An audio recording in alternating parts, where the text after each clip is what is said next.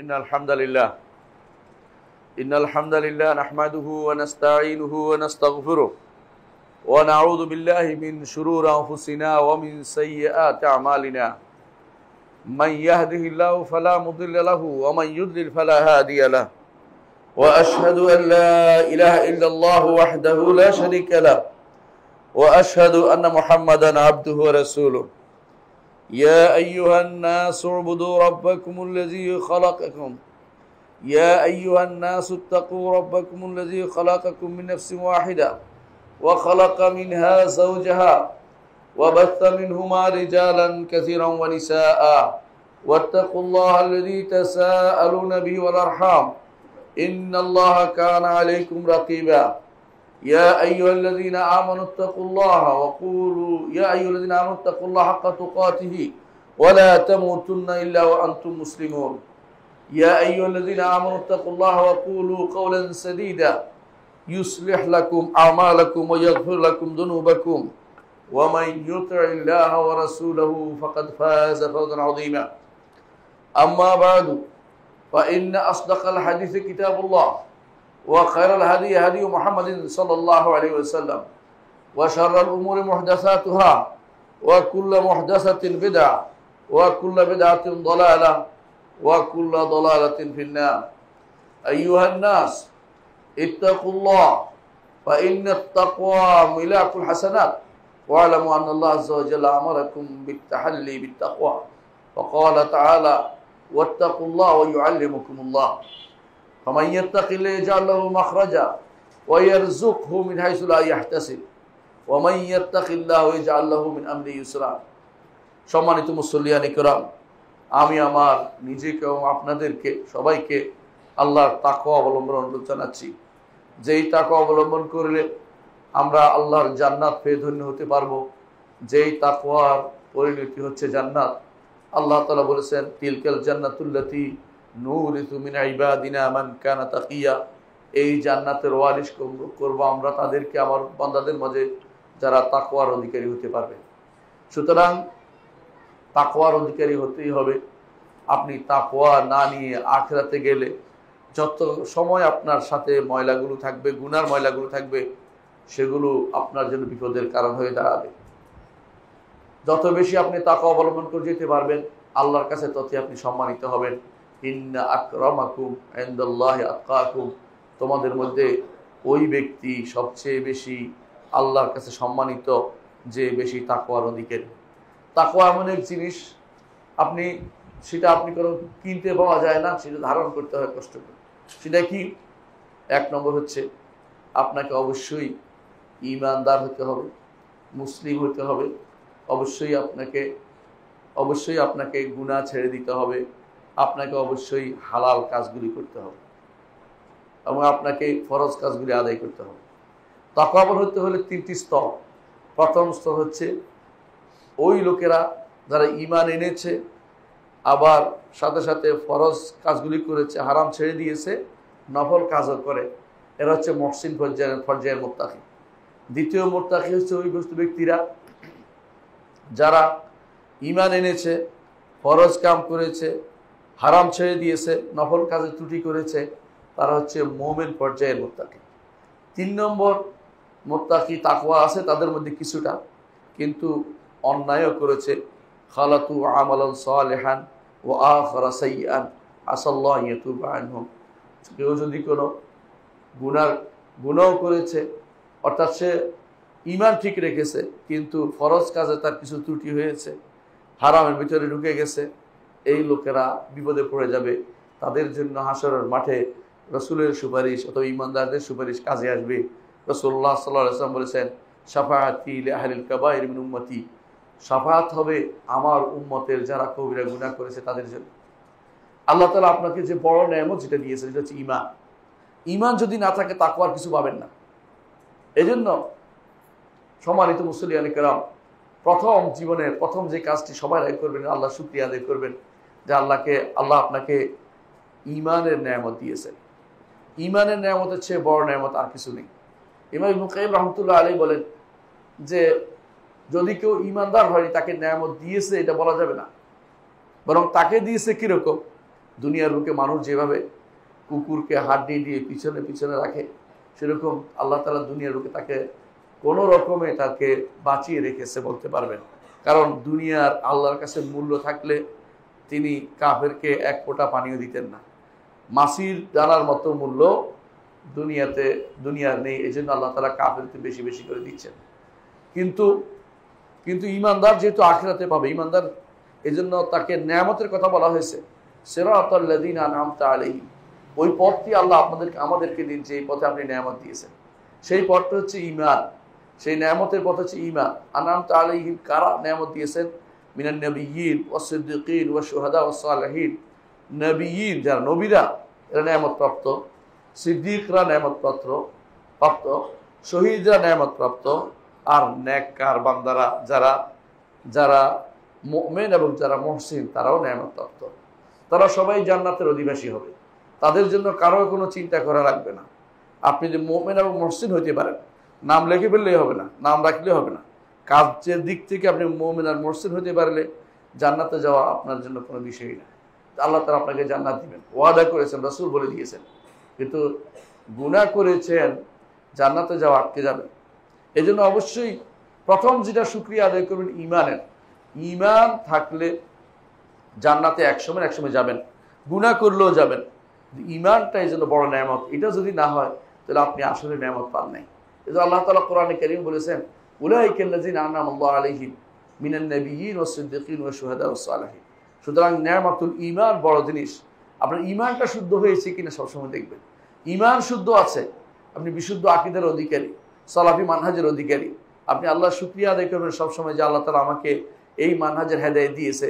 সবাইকে আল্লাহ সেটা দেয় না, এই জন্য এই নেয়ামতের শুকরিয়া বেশি বেশি করে আদায় করবেন। দ্বিতীয় নেয়ামত হচ্ছে আপনার জন্য মুহাম্মদুর রাসূলুল্লাহ সাল্লাল্লাহু আলাইহি ওয়াসাল্লাম। দুনিয়ার মানুষের আদর্শের অভাব নেই, অমুকের আদর্শ তমুকের আদর্শ, অমুকের মন্ত্র তমুকের তন্ত্র, আপনি কোনোটাই নেন না। আপনি মুহাম্মদুর রাসূলুল্লাহ সাল্লাল্লাহু আলাইহি ওয়াসাল্লামকে আদর্শ মেনেছেন। রাসূলুল্লাহ সাল্লাল্লাহু আলাইহি ওয়াসাল্লাম আমাদের জন্য নেয়ামত ছিল। কত বড় নেয়ামত উম্মতের জন্য, এই মানব জাতির জন্য তিনি নেয়ামত। আল্লাহ বলে দিয়েছেন কোরআনে কারীমে, ওমা আরসালনাকা ইল্লা রাহমাতাল লিল আলামিন। সমস্ত সৃষ্টির জন্য, আলম হলো সমস্ত সৃষ্টির জন্য তিনি রহমত হিসেবে প্রেরিত হয়েছেন। এই রহমত পেয়েছেন আমরা পেয়েছি এবং আমরা ধন্য হতে পেরেছি, তার আদর্শ মেনে চলি। এটা কত বড় নেয়ামত, আল্লাহ আমাকে তৌফিক দিয়েছেন। এর জন্য আল্লাহর শুকরিয়া আদায় করতে হবে। তৃতীয়ত নেয়ামতুল কোরআন। আল্লাহ আমাদেরকে এমন একটি বাণী দিয়েছেন, যেই বাণী ধুইলেও শেষ হয় না, ধুয়ে ফেললেও মুছা যায় না, মুছে ফেললেও চলে যায় না। যত কিছুই করে আপনার অন্তরের ভিতরে গ্রথিত আছে, হাজার হাজার নয়, লাখ লাখ নয়, কোটি মানুষের অন্তরে মুখস্থ আছে যেই বাণী, যা অন্য কোনো ব্যক্তি কোনোদিন বলতে পারবে না যে 10,000 মানুষ তাদের এটা মুখস্থ আছে, এমন কোনো বাণী তাদের নেই। কিন্তু আমাদের এই বাণী প্রত্যেকটি মানুষের, যারা প্রতি ঘরেই আপনি কোনো না কোনো হাফেজ পেয়ে যাবেন আলহামদুলিল্লাহ। এবং এমন বিশ্বের এমন দেশও আছে যেখানে প্রত্যেকটি ঘরে যারাই মুসলিম তার প্রত্যেকে কোরআন হেফজ করে। কেউ পুরোটা না পারলে অন্তত অর্ধেক করে, কেউ 3 ভাগ 1 অংশ করে। এই নেয়ামতুল কোরআন আমাদের জন্য, আল্লাহ তাআলা আমাদের জন্য চিরস্থায়ী ব্যবস্থা করে দিয়েছেন, যে আমরা যেন ফিরে আসার সুযোগ হয়। ভুল হতেই পারে, কিন্তু ভুল হইলে তখন ফিরে আসার একটা জায়গা করে দিয়েছেন কোরআনে কারীম দিয়ে, যে আপনি যত ভুলে করেন কোরআনের কাছে আসলে আপনি আবার হেদায়েত লাভ করতে পারবেন। এই নেয়ামতটা অন্য কারো কাছে নাই। আপনি ইহুদি নাসারাদের জিজ্ঞাসা করেন, তাদের কিতাবের কোনো সনদ তারা দিতে পারবে না, তাদের নবীর কাছ থেকে সেটা প্রমাণিত হয়েছে দেখাতে পারবে না, কে মুখস্থ করছে কেউ বলতে পারবে না, হারিয়ে গেছে বিশাল সময়, পরবর্তীতে অনেকে এসে সেটা অনুবাদ করে দিয়েছে। কিন্তু আল্লাহ তাআলা আমাদের কোরআনকে বলে দিয়েছেন, কোরআন সম্পর্কে বলে দিয়েছেন, ইন্না নাহনু নাযালনা যিকরা ওয়া ইন্না লাহু লাহাফিজুন। এই কোরআনের আমরা নাজিল করেছি, আমরা হেফাজতের দায়িত্ব নিয়েছি। আল্লাহ হেফাজতের দায়িত্ব নিয়েছেন বলে সেটা হেফাজত থাকবে যতদিন পর্যন্ত দুনিয়া থাকে, যতদিন আল্লাহ তাআলা দুনিয়াতে রাখার ইচ্ছা করে কোরআন দুনিয়া থাকবে। একটা সময় আসবে কোরআন উঠে চলে যাবে, যখন কোরআনের উপর আমল হবে না। এই জন্য কোরআনে কারীম আমাদের জন্য একটা বিশাল নেয়ামত, যা পড়লেই সওয়াব, যা পড়লেই হেদায়েত প্রাপ্ত হয়, যা পড়লেই পথভ্রষ্ট থেকে আপনি মুক্ত হতে পারবেন।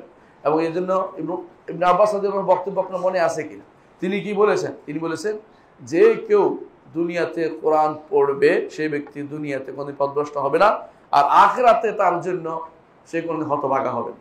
বরং তাকে বলা হবে ইকরা ওয়ারতাকি ফাইন্না মানজিলাতাকা ইনদা আখির আয়াত তাকরাউহা, পড়ো এবং উপরে উঠতে থাকো, যেখানে তোমার পড়া শেষ হবে সেখানে তোমার মর্যাদা নির্ধারিত হবে। এ হচ্ছে কোরআনে কারীমের যে নেয়ামত আল্লাহ তাআলা আমাদেরকে দিয়েছেন, এই নেয়ামতের শুকরিয়া আমরা আদায় করি, এই নেয়ামতকে যথাযথ উপলব্ধি করি। এই নেয়ামতকে ইয়াতলুনা আয়াতিল্লাহি আনাল লাইলি ওয়া আতরাফান নাহার, দিনের বিভিন্ন অংশে রাতের বিভিন্ন সময়ে আমরা কোরআন পড়ার জন্য আদিষ্ট। মুহাম্মদুর রাসূলুল্লাহ সাল্লাল্লাহু আলাইহি ওয়াসাল্লাম আল্লাহ তার সমস্ত গুনাহ ক্ষমা করে দিয়েছেন, তারপরেও তিনি দিন রাত তিনি কোরআন তিলাওয়াত করতেন। রাতের বেলা প্রায় ছয় পারা কোরআন পড়তেন তিনি, এত বেশি করে তিনি কোরআন তিলাওয়াত করতেন এবং কোরআন তিলাওয়াতের ফজিলত তিনি বর্ণনা করে গেছেন।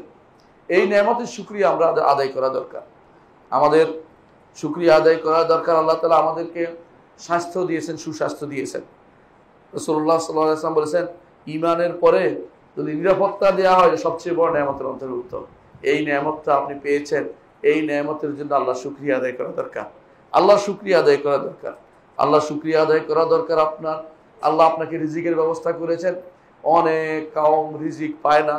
মুহাম্মদুর রাসূলুল্লাহ সাল্লাল্লাহু আলাইহি ওয়াসাল্লাম আল্লাহ তাআলার প্রিয় বান্দা ছিলেন, সাহাবায়ে কেরাম আরো রাসূলুল্লাহ সাল্লাল্লাহু আলাইহি ওয়াসাল্লামের সাথীরা তারাও প্রিয় বান্দা ছিল আল্লাহ, কিন্তু রিজিকের মধ্যে তাদের প্রশস্ততা ছিল না, তাদের রিজিকের অবস্থা কমতি ছিল। আপনি আজ যে রিজিক পাচ্ছেন, বিশাল অট্টালিকা বানাচ্ছেন, গাড়িতে চড়তেছেন, বিভিন্ন রকম অবস্থান আপনার রয়েছে, এই অবস্থান মুহাম্মদুর রাসূলুল্লাহ সাল্লাল্লাহু আলাইহি ওয়াসাল্লামের সাহাবীদের জান্নাতীদের ছিল না। আপনি এই রিজিক পেয়েছেন, এই রিজিক পাওয়ার পরে আপনার শুকরিয়া আদায় করতে হবে যে আপনি যা পেয়েছেন, যেন এটা না হয় যে তাদের হাসানাতগুলি দুনিয়াতেই দিয়ে দেওয়া হয়েছে, আখিরাতে কিছু আর পাওয়ার নাই, এমন জিনিস যেন না হয়। উজ্জিলাত লাহুম হাসানাতুহুম যেন না হয়। এজন্য আল্লাহর কাছে বেশি বেশি শুকরিয়া আদায় করতে হয়। লা ইন শাকারতুম লা আযীদান্নাকুম ওয়া লা ইন কাফারতুম ইন্না আযাবি লাশাদীদ। যতই শুকরিয়া আদায় করবেন ততই বাড়বে। আল্লাহর নেয়ামত ধরে রাখার জন্য সবচেয়ে বড় উপায় হচ্ছে শুকরিয়া আদায় করা, সবচেয়ে বড় উপায় হচ্ছে শুকরিয়া আদায় করা। এই জন্য আপনি আল্লাহ তাআলা আপনার উপর যে নেয়ামত দিয়েছেন সেটা শুকরিয়া অবশ্যই আদায় করবেন। তারপরে আরো শুকরিয়া আদায় করবেন নিরাপত্তা। এই যে ভালো অবস্থায় আছেন, এটা কিছুদিন আগে আপনি অবস্থায় ছিলেন না, এই অবস্থায় আপনি আছেন, এই জন্য শুকরিয়া আদায় করেন যে কোনো এলাকা এত কোনো দেশ এত শান্তিতে নেই, আপনার দেশ এলাকা যে শান্তিতে আছে, এই জন্য আল্লাহ শুকরিয়া আদায় করবেন। তিনি যদি আপনাকে ভালো রাখতে চান সেই ব্যবস্থাপনা করে দেন, আর তিনি যদি আপনি রাখতে না চান, আপনি হাজার চেষ্টা করলেও শান্তি নিরাপত্তা এবং এটা কখনো আপনি আনতে পারবেন না। আল্লাহর শুকরিয়া আদায় করবেন, আল্লাহ তাআলা আপনার নেয়ামতকে আরো বাড়িয়ে দিবেন, আপনাকে দিনের উপর প্রতিষ্ঠিত রাখবেন। আল্লাহ তাআলা বলছেন, ওয়া ইন তাউদ্দু নি'মাতাল্লাহি লা তুহসুহা ইন্নাল ইনসানা লাযালুমুন কাফার। সূরা ইব্রাহিমের 34 নম্বর আয়াত আল্লাহ তাআলা বলছেন, তোমরা যে আল্লাহর নেয়ামতকে গণনা করো তাহলে গুণে শেষ করতে পারবে না। নেয়ামত কখন বুঝে মানুষ? নেয়ামত হারালে বুঝে। একটা চোখ হারালে তখন মনে হয় কত বড় নেয়ামত আমার ছিল, একটা পা হারালে বুঝে কত নেয়ামত আমার ছিল, একটা যে হাত ভেঙে যায় তখন কত বড় নেয়ামত আমার ছিল বুঝতে পারে। যারা চশমা চোখে দেয় আর যারা চশমা চোখে দেয় না, পার্থক্য হচ্ছে একটাই, যে চশমা চোখে দেয় সে চোখের নেয়ামতটা বুঝতে পেরেছে, যে চশমার আগে কিন্তু সে বুঝতে পারে না। এজন্য মানুষ বলা হয় যে তাদের নেয়ামত বাদে যাওয়ার। বেশিরভাগ মানুষই নেয়ামত যখন চলে যায় তখন সেটার মর্যাদা বুঝতে পারে, কারণ এর আগ পর্যন্ত তার মধ্যে এই ভাবান্তর আসে না যে আমি এত বড় নেয়ামতের অধিকারী হয়ে আছি। আল্লাহ তাআলার নেয়ামত আপনি গুণে শেষ করতে পারবেন না। এমন জিনিস আল্লাহ তাআলা আপনাকে দিয়েছেন যা আপনি চাননি, চাইও নিতে পারতেন না, অনেক জিনিস আপনাকে আল্লাহ তাআলা দিচ্ছেন। যেই নিঃশ্বাস আপনি নিচ্ছেন, এই নিঃশ্বাস যদি চেয়ে নিতে হতো, কিনতে হতো, আপনি কঠিন বিপদে পড়ে যেতেন। যেই পানি আপনি পাচ্ছেন, এই পানি যদি কিনতে হতো, যেই সংস্থা সে কিনতে হয় তারা কিন্তু অনেক পয়সা খরচ করতে হয়, অনেক দেশে পানি কিনতে হয়, আপনি ইচ্ছা করলে পাবেন না। অথচ আপনি এদেশের আনাচে কানাচে টিউবওয়েল থেকে পানি পাচ্ছেন। অনেক দেশে টিউবওয়েলে পানি উঠে না, অনেক জায়গায় আমি নিজের চোখে দেখেছি তারা বিশাল বিশাল খামার করেছে, পানি নাই বলে সেই খামার একেবারেই বন্ধ হয়ে গেছে। এরকম বহু জায়গায় আমি দেখেছি বিদেশে। এর অর্থ হচ্ছে আল্লাহ তাআলা আপনাকে যে নেয়ামত দিয়েছেন আপনি তখন বুঝবেন যখন আপনার সেই নেয়ামতটা থাকবে না। অনেক জায়গাতে আর্সেনিকের কারণে মানুষ পানি খেতে পারে না, আপনি খাচ্ছেন, আপনি বুঝতেছেন আল্লাহর নেয়ামতের কতটুকু শুকরিয়া আদায় করা দরকার। আমাদের সমস্যা হচ্ছে আমরা যেটা করি শুকরিয়া তো আদায় করিই না, আল্লাহর নেয়ামতকে আমরা কুফর দিয়ে বদলাই দেই। কোরআনে কারীমে আল্লাহ তাআলা বলছেন, আলাম তারাল্লাযিনা বাদদালু নি'মাতাল্লাহি কুফরান ওয়া হাল্লু কওমহুম দারাল বাওয়ার জাহান্নামা ইয়াসলাউনাহা ফাবিসাল করার। সূরা ইব্রাহিমের 28 নম্বর আয়াত আল্লাহ তাআলা বলছেন, হে নবী, আপনি কি দেখেননি ওই সমস্ত লোকদেরকে যারা আল্লাহর নেয়ামতকে অস্বীকার করে তারা নিজেদের বাড়িঘর জাহান্নামের জায়গা করে ফেলেছে। আল্লাহর নেয়ামতকে অস্বীকার করলে আল্লাহ তাআলা সেটা কুফর নাম দিয়েছেন। নেয়ামতকে অস্বীকার করা ছোট কুফরি, আর নেয়ামতকে অন্যের দিকে সম্পৃক্ত করা বড় কুফরি। নেয়ামতকে অস্বীকার করা ছোট কুফরি, আর নেয়ামতকে অন্যের দিকে সম্পৃক্ত করা বড় কুফরি। আল্লাহ তাআলা আপনাকে সন্তান দিয়েছেন, আপনি যদি কোনো এই নেয়ামতকে অস্বীকার করেন ছোট কুফরি, অর্থাৎ আপনি মনে করলেন না, আল্লাহ শুকরিয়া আদায় করলেন না, ছোট কুফরি করলেন। আর যদি মনে করেন যে খাজা বাবার কারণে আমি সন্তান পেয়েছি, তাহলে আপনি বড় কুফরি করে বসছেন, কারণ খাজা বাবার এখানে কোনো হাত নেই। এই প্রত্যেকটি জিনিসে আপনার শরীর স্বাস্থ্য আল্লাহ তাআলা দিয়েছেন। আপনি যদি বলেন যে এই সুস্বাস্থ্য আমার তাবিজের কারণে হয়েছে, তাহলে বড় কুফরিতে লিপ্ত হয়ে যাচ্ছেন। আবার যদি মনে করেন যে তাবিজ নয়, আমি আল্লাহ তাআলা আমাকে সুস্বাস্থ্যের জন্য ঈমানের কথা হবে, অর্থাৎ যদি কখনো অস্বীকার করে অন্য কাউকে দেন, এটা বড় কুফরি হয়ে যাবে। আর যদি কারণ হিসেবে উল্লেখ করেন কখনো কখনো, যেটা আসলে কারণ নয়, সেটা ছোট কুফরি হবে আর ছোট শিরিক হবে।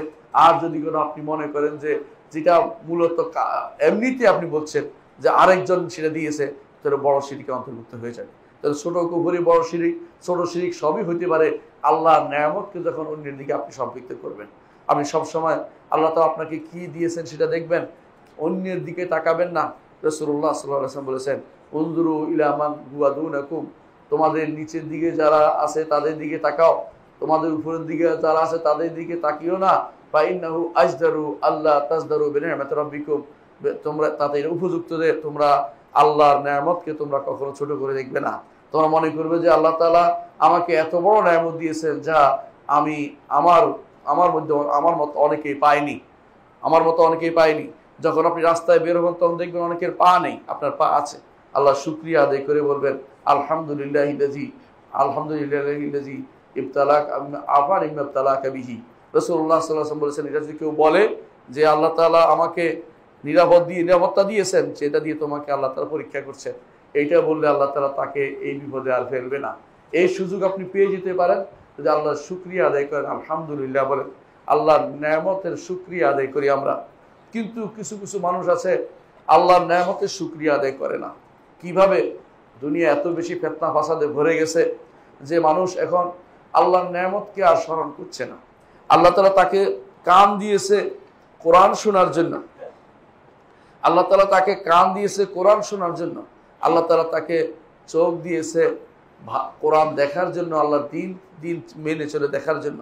কিন্তু এগুলিকে তারা কিসে কাজে লাগায়? এগুলি তারা কুফরিতে কাজে লাগাচ্ছে। নেয়ামতের শুকরিয়া আদায় না করে কুফরিয়া করছে। কানে তারা শুনছে এমন সব জিনিস যেগুলি তার ঈমানকে নষ্ট করে অথবা ঈমানকে কমিয়ে দেয়। এমনকি তার মধ্যে ঈমানের যে মিশ্রতা ছিল সেই মিশ্রতা তিক্ততায় রূপান্তরিত হয়ে যায়। এমন কাজগুলি তারা করে, এমন কথা তারা শুনে, আল্লাহ তাআলার আনুগত্যকে তারা অবাধ্যতায় রূপান্তরিত করে দিয়েছে। আল্লাহর সাথে সাক্ষাৎকে তারা অনেক সময় ভুলে বসে আছে। আল্লাহর সাথে কি সাক্ষাৎ করতে হবে এমন চিন্তায় তারা অনেকে চিন্তা করছে, যে অনেকের কাছে সন্দেহ দুদুল্যমান থাকে। অথচ আল্লাহ তাআলা এমন একটা সময় আসবে প্রত্যেকে আমরা আল্লাহর সামনে নিতে হব, আল্লাহর সামনে আমরা উপনীত হব, আল্লাহর সামনে উপস্থিত হতেই হবে। আর আল্লাহর সামনে উপস্থিত হওয়ার বিষয়টি যদি ঠিক রাখতে চান, আল্লাহর নেয়ামতের যথাযথ শুকরিয়া আদায় আপনাকে করতেই হবে। সম্মানিত মুসল্লিয়ানি কেরাম, আজকে একটি বিষয় নিয়ে আলোচনা করতে চাই, সেটা হচ্ছে যে আপনার আল্লাহর নেয়ামতের শুকরিয়ার বিরোধী কাজ, তা হচ্ছে গান বাদ্য শোনা। গান বাদ্য এমন এক পর্যায়ে গেছে, এইটা আল্লাহর নেয়ামত বিরোধী কাজ। আল্লাহ তাআলা আপনাকে সুস্থ কান দিয়েছেন কোরআন শোনার জন্য, আপনাকে সুস্থ কান দিয়েছেন আযান শোনার জন্য, আপনাকে সুস্থ কান দিয়েছেন হেদায়েতের বাণী শোনার জন্য। আপনি সেগুলির মধ্যে গান দিয়ে ভর্তি করে দিচ্ছেন। এমনকি অনেক যুবককে আপনি পাবেন দুই কানে ঠোসা লাগিয়েছে, আপনি যতই দেখবেন সে কথা বলেন শুনতেছে না, কারণ কানের ভিতরে ঢুকিয়ে দিয়েছে এমন জিনিস যা শুধু গান আর গান সে শুনে বেড়াচ্ছে, হারাম জিনিস শুনে বেড়াচ্ছে। অথচ এটার মধ্যে সে এতভাবে নিমজ্জিত যে আপনি তাকে কোনো কিছু বুঝাতেই পারছেন না, সে পাগলের মতো হয়ে যাচ্ছে। এটা আসলে আল্লাহর কাছে যাওয়ার মধ্যে আপনাকে বাধা সৃষ্টি করছে, আল্লাহর সন্তুষ্টির ক্ষেত্রে বাধা সৃষ্টি করছে। আল্লাহর নৈকট্যের পথে সেটা বাধা সৃষ্টি করছে, আর এটা সে বেবিচারের পথকে উন্মোচন করে দিচ্ছে। যত বেশি গান শুনবে তত বেশি বেবিচারের পথ উন্মোচিত হয়ে যাবে। ইসলামের দৃষ্টিতে গান বাদ্য সম্পূর্ণ হারাম। ইসলামের দৃষ্টিতে গান বাদ্য করা হারাম। ইসলামের দৃষ্টিতে গান বাদ্য করা হারাম। এমনকি যদিও সেটা কোনো বাদ্যযন্ত্র বাদে হয় তবুও গান হারাম ইসলামের দৃষ্টিতে। আর ওই গানটি হারাম যাতে নারী সংগঠিত বিষয় আছে, অথবা এমন কোনো জিনিস আছে তাকে অন্যায় কাজে প্রবৃত্ত করবে, অথবা এমন কোনো কণ্ঠ আছে যেই কণ্ঠটা হারাম কণ্ঠ, যেমন নারী কণ্ঠ পুরুষের জন্য, পুরুষের নরম কণ্ঠ নারীর জন্য, যা তার মধ্যে অশ্লীলতাকে জাগ্রত করে দিবে, তার মধ্যে খারাপ কোনো প্রবণতা তুলে দিবে, এমন প্রতিটি জিনিস ইসলাম হারাম ঘোষণা করেছে। যদি বাদ্যযন্ত্র দিয়ে এর সাথে যুক্ত হয় তাহলে হারাম আরো বাড়ে। এর অর্থ এই নয় যে বাদ্যযন্ত্র ভাবে হালাল হবে, এটা নয়, বরং তখন হারামের মাত্রা আরেক ডিগ্রি বেড়ে যায়। আলেমরা এই বিষয়ে ইজমা বর্ণনা করেছেন যে এটা হারাম, আর আলেমরা এটাও বলেছেন যে যদি বাদ্যযন্ত্র দিয়ে করা হয় সেটা আরো বেশি হারাম। এটা 4 ইমামের বক্তব্য। আবু হানিফা, মালিক, শাফি, আহমদ সবাই এই মতের অধিকারী। শেখ হুসাইন ইবনে তাইমিয়া রাহমাতুল্লাহ আলাইহি বলেন 4 ইমামের মত হচ্ছে যে যাবতীয় গানের সামগ্রী হারাম, যাবতীয় গানের কর্মকাণ্ড হারাম।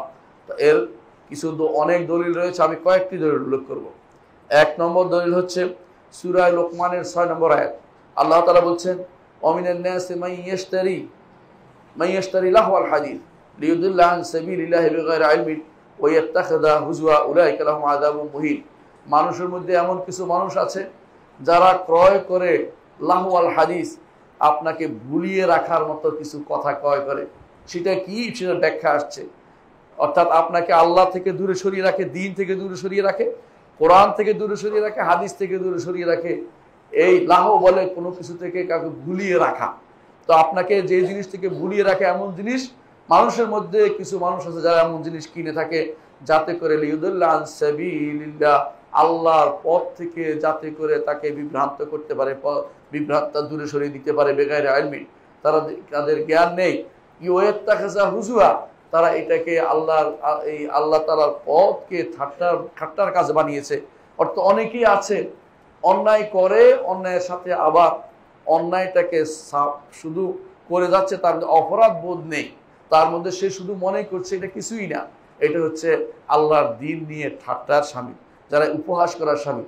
এই কাজটি যারা করবে, আল্লাহ তাআলা বলছেন উলাইকা লাহুম আযাবুম মুহিন, তাদের জন্য রয়েছে আযাবুম মুহিন, নিকৃষ্টতম আযাব, নিকৃষ্টতম, অর্থাৎ তাদের জন্য রয়েছে এমন আযাব, হীনতম আযাব, অর্থাৎ তাদের সেটা এই আযাব অত্যন্ত অত্যন্ত কঠিন তাদের আযাব রয়েছে এবং অপমানজনক আযাব তাদের জন্য রয়েছে। ইবনে মাসউদ রাদিয়াল্লাহু আনহু বলেন এখানে লাহওয়াল হাদিস বলতে বুঝাইছে আল গিনা ও আশবাহু, গান এবং এর গানের মতো যা আছে এগুলিকে লাহওয়াল হাদিস বলা হয়েছে। লাহওয়াল হাদিস তো গান এবং এই জাতীয় যেগুলো আছে আল্লাহর পথ থেকে যা দূরে সরিয়ে রাখে সবগুলি লাহওয়াল হাদিস। এর মধ্যে গানও যেমন আছে, তেমনিভাবে এমন সব বিদ্যা আছে যেই বিদ্যা আল্লাহর পথ থেকে মানুষকে দূরে সরিয়ে দেয়। হারাম বিদ্যা যেগুলো আছে, অনেকে আছে দর্শন শাস্ত্র পড়ে, অনেকে আছে এই জাতীয় বকলোর পড়ে, অনেকে এমন বিদ্যা পড়ে যেগুলি জীবনে কোনোদিন তার দিনের কাজে লাগবে না, দুনিয়া নিয়ে তাকে ব্যস্ত রাখতে হবে, হারাম কাজে সারা জীবন কাটাবে। এগুলি সবই হচ্ছে লাহওয়াল হাদিস। এটা হচ্ছে ইবনে মাসউদের জন্য বক্তব্য, এবং তিনি এটা ইমাম তাবারী সেটা উল্লেখ করেছেন তার তাফসিরে, এবং সহিহ সনদে সেটা বর্ণিত হয়েছে। এই একই তাফসির করেছেন তাবেঈদের মধ্যে একটা বিশাল গোষ্ঠী। তাহলে বোঝা গেল সূরা লোকমানের 6 নম্বর আয়াত আমাদেরকে এই গান বাদ্য এগুলি প্রত্যেকটা জিনিস হারাম হওয়ার ব্যাপারে আমাদের জন্য দলিল হিসেবে এসেছে। দ্বিতীয় দলিল হচ্ছে সূরা বনী ইসরাঈলের 64 নম্বর আয়াত। আল্লাহ তাআলা বলছেন শয়তানকে, ওয়াস্তাফজিজ মান ইসতাতা'তা মিনহুম বিসাউতিকা, তুমি বনি আদমের মধ্যে যাকে পারো তুমি তোমার আওয়াজ দিয়ে তাকে তুমি তার কাছে টেনে নাও, তাকে তুমি তোমার আওয়াজ দিয়ে তাকে তুমি উৎসাহ জাগাও তার মধ্যে। ইমাম মুজাহিদ রাহমাতুল্লাহ আলাইহি বলেন, মুজাহিদ ইবনে জাবাল ইবনে আব্বাসের ছাত্র, তিনি বলতেছেন হুয়াল গিনা ওয়াল মাযাবির, এই সাউত শয়তানের আওয়াজটা হচ্ছে গান এবং বাদ্য হচ্ছে শয়তানের আওয়াজ। এইটাও ইমাম তাবারী বর্ণনা করেছেন। তৃতীয় আরেকটি দলিল হচ্ছে যে আমরা দেখতে পাই সূরা আন-নাজমের মধ্যে সূরা নাজমের 59 এবং 61 থেকে 61 নম্বর আয়াতে আল্লাহ তাআলা বলছেন, আফামিন হাযাল হাদিসে তাআজাবুন, আল্লাহর বাণী যখন তোমাদের কাছে আলোচনা করা হয়, পড়া হয়, তখন তোমরা আশ্চর্য হতে থাকো। ওয়া তাদহাকুন, হাসাহাসি করো। ওয়ালা তাবকুন, কান্নাকাটি করো না। ওয়া আনতুম সামিদুন, তোমরা সামিদ করো, অর্থাৎ তোমরা গান বাদ্যে বিভিন্ন কর্মকাণ্ডে তোমরা আল্লাহর বাণী থেকে মুখ ফিরিয়ে থাকো। ইবনে আব্বাস রাদিয়াল্লাহু আনহু বলেন, এখানে সামিদ বলতে বুঝাইছে আল গিনা, গানকে, অর্থাৎ যারা এই জাতীয় গান বাদ্যে লিপ্ত থাকে, আল্লাহর বাণী থেকে তারা মুখ ফিরিয়ে থাকে। হেমিয়ারি ভাষায় গানকে সামিদ বলা হয়।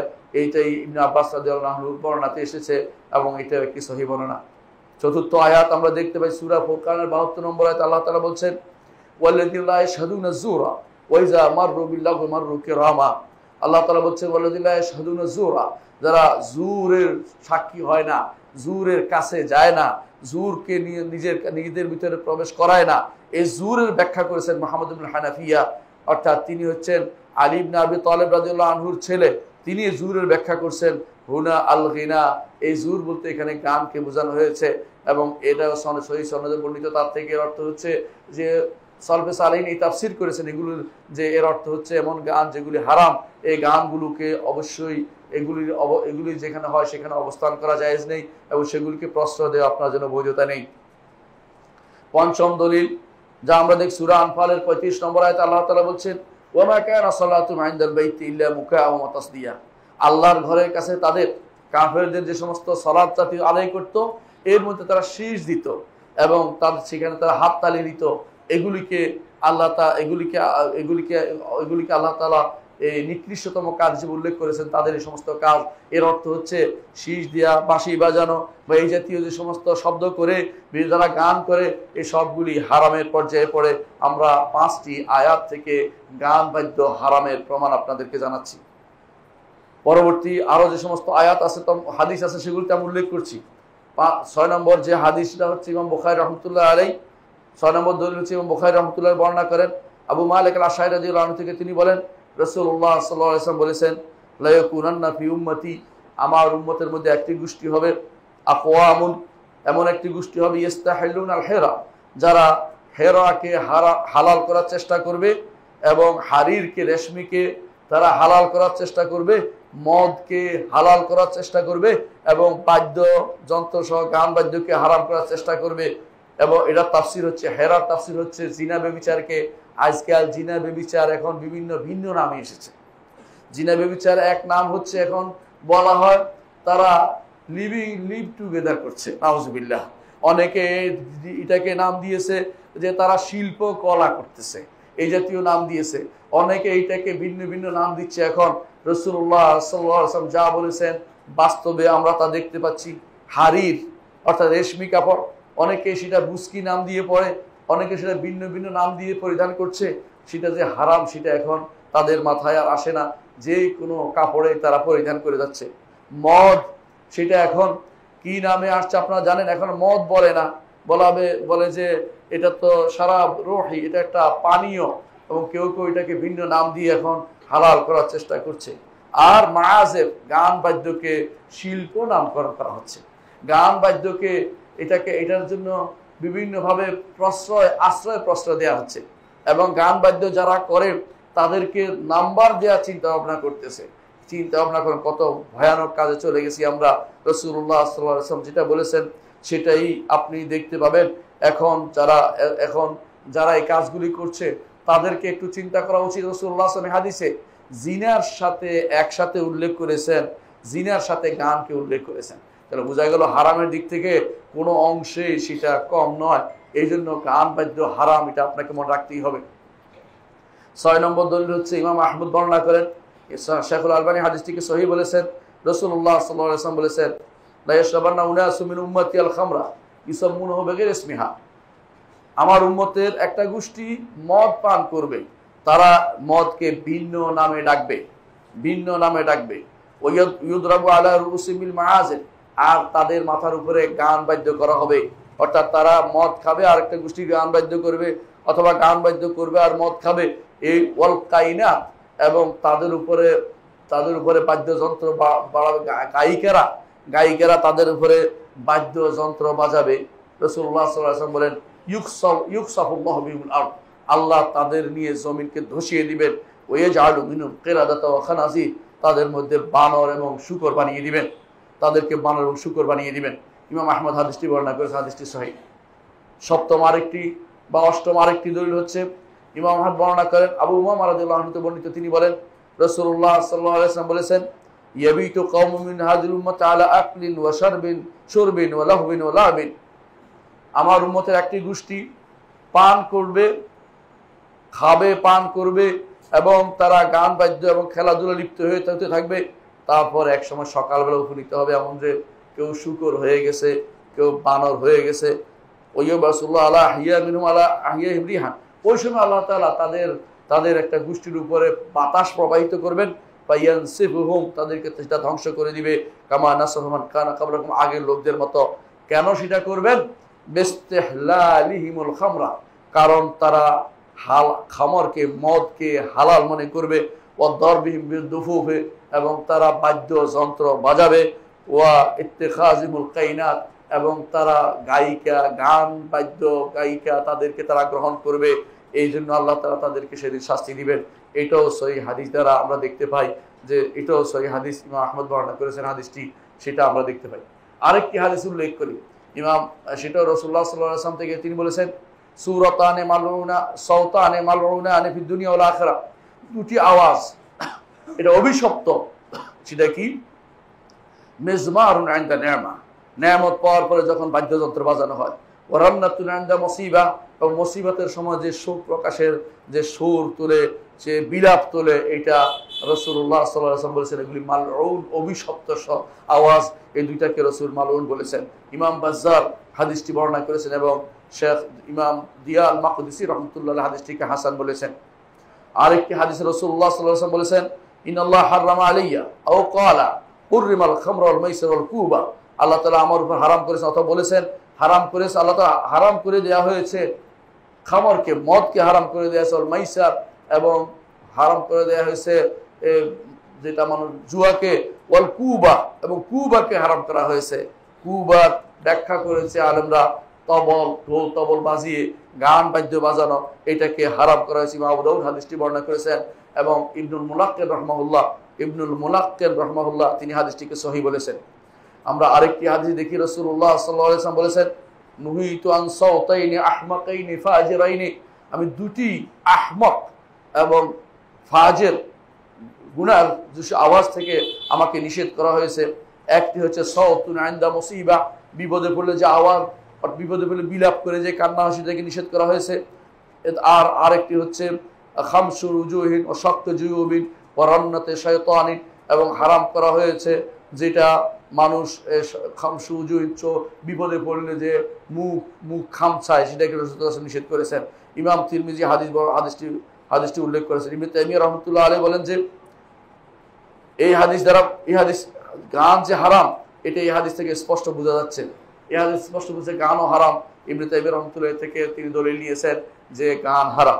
আরেকটি হাদিসে রাসূলুল্লাহ সাল্লাল্লাহু আলাইহি ওয়াসাল্লাম বলেছেন, লা তাসহাবুল মালায়েকা রুফকাতুন ফিহা কালবুন ওয়ালা জারসুন, এমন কোন সাথী, এমন যদি কোনো সাথী, কোনো গোষ্ঠীর সাথে কোনো কুকুর থাকে অথবা কোনো বাদ্য যন্ত্র থাকে, সেখানে কোনো ফেরেশতা সেখানে থাকে না, ফেরেশতা তাদের সাথী হয় না।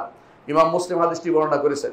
অনুরূপভাবে রাসূলুল্লাহ সাল্লাল্লাহু আলাইহি ওয়াসাল্লাম বলেছেন, আল জারসু মাযামিরুশ শায়তান, এই ঘন্টার ধ্বনি যেগুলো গান বাদ্যের মধ্যে বাজানো হয়, এগুলো হচ্ছে শয়তানের বাদ্যযন্ত্র।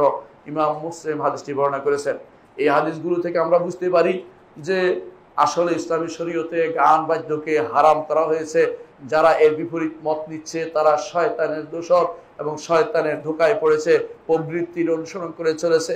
গান বাদ্য কোনোদিনই হালাল ছিল না বা হারামই ছিল সবসময়, এটা বলতে হবে। ইমাম শাফিঈ রাহমাতুল্লাহ আলাইহি বলেছেন, লুআইনাল মুগান্নি ওয়াল মুগান্না লাহু, যারা গান গাইবে এবং যাদের জন্য গান করা হবে, উভয়ের উপর অভিসম্পাত করা হয়েছে, লানত করা হয়েছে। এটা ইমাম শাফিঈ রাহমাতুল্লাহ আলাইহি বর্ণনা। যিনি ইমাম শাফিঈ হচ্ছেন ইমাম আবু হানিফা রাহিমাহুল্লাহর উস্তাদ, এই ব্যক্তি, এই মহান ব্যক্তি তাবেঈ, তিনি সেটা উল্লেখ করেছেন। আরেকজন তাবেঈর কথা না বললেই নয়, তিনি হচ্ছেন ওমর বিন আব্দুল আজিজ রাহমাতুল্লাহ আলাইহি। ওমর বিন আব্দুল আজিজ রাহমাতুল্লাহ আলাইহি তিনি গান বাদ্য ব্যাপারে এত কঠোর ছিলেন যে তিনি এই ব্যাপারে সবসময় চিঠি লিখতেন, এই ব্যাপারে সবসময় চিঠি লিখতেন তার গভর্নরদের কাছে, তারা যেন গান বাদ্য থেকে দূরে থাকে। ইবনে ওমর রাদিয়াল্লাহু আনহু সাহাবীর ব্যাপারটি আলোচনা করি আমরা। ইবনে ওমর রাদিয়াল্লাহু আনহু তিনি একদিন এক রাস্তা দিয়ে যাচ্ছিলেন, সেখানে গান বাদ্যের আওয়াজ শুনলেন। তিনি বললেন যে নাফে তার দাসকে বললেন, আমি কানে হাত দিলাম, তুমিও কানে হাত দাও, দেখো দূরে গিয়ে কোনো গান বাদ্য বন্ধ হয়েছে কিনা। তারপর তিনি সেই কান থেকে হাত খুলে নিলেন। এর অর্থ হচ্ছে গান বাদ্য যতক্ষণ পর্যন্ত চলতে থাকবে সেটা শোনা দূরের কথা, সেটাকে অবশ্যই কান বন্ধ করে রাখতে হবে। এই জন্যই যেটা আমরা দেখতে পাচ্ছি, এটা হচ্ছে ইসলামের মধ্যে নতুনভাবে প্রবেশকৃত জিনিস। এই জন্য এই কথাটাই বলেছেন ওমর বিন আব্দুল আজিজ রাহমাতুল্লাহ। তিনি বলেছেন আন্নাহা বিদআতুন ফিল ইসলাম, ইসলামে এটা প্রবিষ্ট হয়েছে। ওমর বিন আব্দুল আজিজ রাহমাতুল্লাহ থেকে আরেকটি বর্ণনা এসেছে, তিনি তার ছেলের শিক্ষককে লিখেছেন। তখনকার দিনের আলেমরা, তখনকার দিনের শাসকরা তাদের সন্তানের জন্য শিক্ষক নিয়োগ দিতেন আলেমদের থেকে। শিক্ষককে তিনি একটা উপদেশ দিলেন। উপদেশটা কি? লিয়াকুল আউয়ালু মা ইয়াতাকাদুনা মিন আদাবিকা, যাতে হয় প্রথম যে জিনিসটা তারা বিশ্বাস করবে তোমার শিষ্টাচারের মধ্যে। ইয়াতাকাদুন শব্দটি ওমর ইবনে আব্দুল আজিজের বক্তব্য এসেছে। আমরা যখন বলি আকীদা শব্দটি সালফে সালিহিন থেকে আসছে, অনেকে অস্বীকার করেন। দেখে রাখুন শব্দটি এখানে এসেছে। তিনি বলেছেন যে হে শিক্ষক, তুমি আমার ছেলেকে যে শিখাবে, এই শিখানোর মধ্যে যে আদবটা প্রথম শিক্ষা দিবে তা হচ্ছে বুগদুল মালাহি, গান বাদ্যের প্রতি ঘৃণা তাদেরকে, এটা তার অন্তরের ভিতরে ঢুকিয়ে দিবে, অন্তরের ভিতরে ঢুকিয়ে দিবে, যেটা শয়তানের পক্ষ থেকে এসেছে। এবং সেটার পরিণতি হচ্ছে রহমানের অবাধ্যতা, রহমানের অসন্তুষ্টির পরিণতি। যদি বা ইন্নাহু বালাগানি, তিনি বলছেন আমার কাছে পৌঁছেছে আনি সিকাত, আমার কাছে সিকাত অর্থাৎ গ্রহণযোগ্য ব্যক্তিরা আমার কাছে বলেছে। আর ওমর বিন আব্দুল আজিজ তিনি তাবেঈ থেকে শুনেছেন অথবা সাহাবী থেকে শুনেছেন। এই জন্য তিনি বলছেন তাদের থেকে আমার কাছে পৌঁছেছে। মিন হামালাতিল ইলম, যারা ইলমকে বহন করে, তারা বলেছেন ইন্না হুদুরাল মাআজিফি ওয়া ইসতিমাউল আগানি ওয়াল লাহজি বিহিমা ইউমবুতুন নিফাকা ফিল কলবি, যারা গানের বাদ্যের মজলিসে উপস্থিত হয় এবং গান বাদ্য শোনে তা এবং সেগুলি নিয়ে আলোচনা করে, অন্তরের মধ্যে মুনাফিকি তৈরি হয়। কামা ইয়ানবুতুন নাবতাল মাউ, যেমনি ভাবে যে পানি দ্বারা গাছ উৎপন্ন হয়, তেমনি ভাবে এগুলোতে মুনাফিকি তৈরি হয়। গান শুনলে অন্তরে মুনাফিকি আসে। ফুদাইল ইবনে ইয়াদ রাহমাহুল্লাহ বলেন আল গিনা রুকিয়াতু জিনা, গান হচ্ছে জিনার উচ্চারণকারী, জিনাকে ফুসলে দেয়, মানুষের অন্তরের ভিতরে জিনার উৎসাহ ঘটায়, জিনা করার প্রতি তার প্রতি উৎসাহ দেয়। এই জন্য আমরা দেখতে পাই ইবনে আব্বাস রাদিয়াল্লাহু আনহু তিনি বলছেন আদ-দাফু হারামুন, যে বাদ্য হারাম, ওয়াল মাআজিফ হারামুন, এবং যে যন্ত্রগুলি দিয়ে গান বাদ্য করা সেগুলি হারাম, ওয়াল কুবাতু হারামুন, ঢোল তবলা হারাম, এবং তিনি বলছেন ওয়াল মাজামিরু হারামুন, তেমনি ভাবে গানও হারাম, বাদ্যযন্ত্র হারাম। ইমাম বাইহাকি হাদিসটি বর্ণনা করেছেন তার সুনান কুবরাতে, শেখুল আলবানী হাদিসটিকে সহিহ বলেছেন। আমরা দেখতে পাচ্ছি যে ইসলামের মধ্যে এটা একটি বিদআত। এই বিদআত হওয়ার কারণে আমরা দেখতে পাই ইয়াজিদ ইবনে মুআবিয়া, যাকে আপনারা দেখতে পারেন না, তিনি বলছেন ইয়া বনি উমাইয়া, হে বনি উমাইয়া, ইয়াকুমুল গিনা, তোমরা সাবধান, গান বাদ্য থেকে দূরে থাকবে। ফাইন্নাহু ইউনকুসুল হায়া, এটা মানুষের লজ্জা কমিয়ে দেয়। এই জন্য দেখবেন যে সমস্ত গান গায় ওরা লজ্জা নাই, ওদের লজ্জার নামগন্ধ নাই। ওয়াজিদু ফিশ শাহওয়া, প্রবৃত্তি বাড়িয়ে দেয়, প্রবৃত্তি তাড়না বাড়িয়ে দেয়।